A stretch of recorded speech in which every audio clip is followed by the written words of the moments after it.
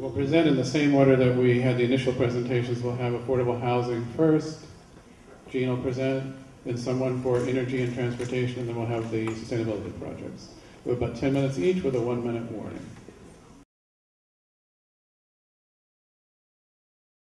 So the first general heading here is communal living, which is ways to get more people into fewer buildings. So we thought about ways to have temporary housing for example, farm interns.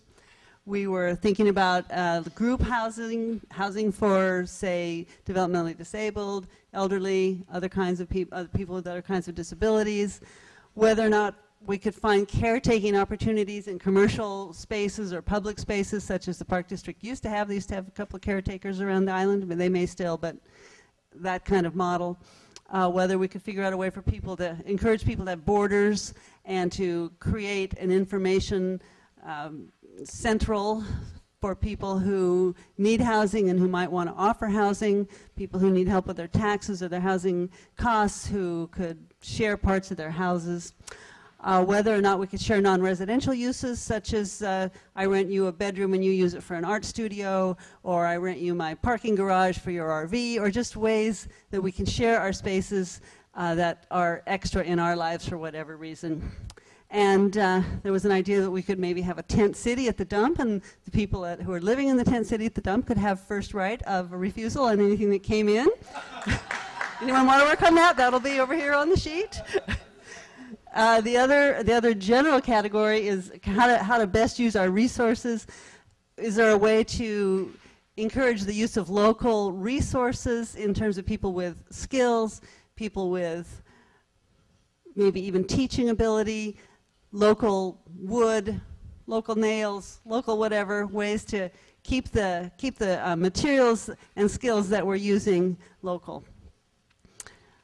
Okay, one thing that we were trying to grapple with a bit is the idea of affordability as it relates to how much money you're actually making. You know, one person's affordability is a lot different than someone else's. If I'm making $300,000 a year, I can afford a lot more than if you're not. And so there's always the question of jobs and economic development, and how can we encourage ways for the island to create and provide and sustain employment so that people buy locally and can afford to be on the island. We're really grappling with a way to encourage landlords to weatherize their units. As Roger pointed out, a lot of landlords don't have any incentive because they're not paying the bills. Very few renters want to or can afford to weatherize or can even get agreement with their landlords about doing it. So what kind of mechanisms could be set up to encourage that? And what about surplus buildings, such as the K2 building, such as the elementary school that was torn down? Many of you probably remember Burton Elementary School. Vashon Household tried very hard to make that into housing, and we were not able to pull that off because the school district didn't really care if that happened or not. Well, one thing that absentee landlords need is management and caretaking in some cases. So, and some of those places have little, you know, accessory dwelling units on them that could be made available to caretakers who need housing. That's, you know, this is not that innovative an idea. That's going on right now, but it would be nice to be able to encourage that and help people find those resources, because let's face it, if you come over here and buy a second home, you're not really plugged into the community. You don't know how to find those people who would be available and who would be good and who would be reliable. So let's see, I think I got all the ones there. And then we had quite a bit of conversation about non-traditional building methods and non-traditional buildings. Tent City comes to mind once again.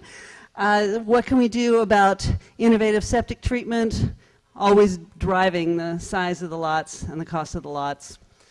And how can could we encourage the county to allow accessory dwelling units if they were in fact resource neutral, if they didn't use any more water, power, septic capacity than the home had traditionally been using? Could that then become an allowed ADU without needing the extra water share and the extra septic drain field? What about the guests that come to the island? The hostel is on the market, the youth hostel. So that's going to be no longer a place where people can stay. We don't have any place for your mother-in-law when she comes in her RV. Where does she park it? Where does she pump it out? Although I did hear that Hillary said that the sewer district allows people to pump out at the treatment plant. So that's good to know. And again, the tent city. So we've got tent city in every category. And then our fourth category is kind of the politics of land use. The technology that limits density is used by the county and the health department to limit growth, because this growth is a political issue.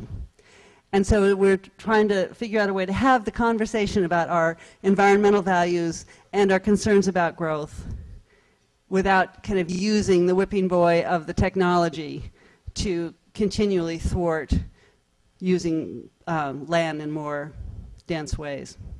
So, you know, that's a very delicate political issue. And the people at the county know that, and they have not wanted to wade into that, but maybe our community could figure out a way to have that conversation about where do our values lie. I think the people that interact most with the county on those issues are the consultants who are constantly fighting with the county on behalf of their clients, trying to get the septic system in, trying to get the house remodeled. So the architects, Mike Bradley, he hires out on an hourly basis to advocate for people at the county. The septic designers are also in there all the time working with the county septic people. Those are the people where the rubber meets the road, who really know the regs, really know the way the current wind is blowing, because that changes all the time, and what the technology is, because that's changing all the time too. Septic especially, I bet some of you here went to the Sludge Fest, and so we now know that we have technology to create effluent that is drinkable, they claim, but we still have to have huge drain fields. Why is that? Politics. Tradition, politics, right? The tradition of land use space, right? So those are our 4 items. Any other questions? I hope some of those sounded enticing enough that somebody here will, many of you will sign up for some of those. Thank you.